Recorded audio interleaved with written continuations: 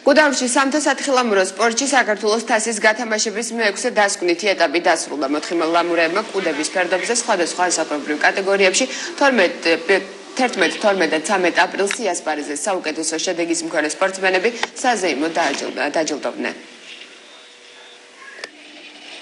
ტრადიცია უკვე მესამე წელია, რომ ყველა ეტაპის ბოლო ფინალური ეტაპი არის ხოლმე თეიმურაზ აბუთიძის სახელობის წელსაც. ეს არ იყო გამონაკლისი აბუს სახელობის ტურნირი ჩატარდა სპეციალურ სლალომსა და გიგანტურ სლალომში. 2012-2013 წლის საშეჯიბრო სეზონი მორჩა დღესდღეობით გუდაურში.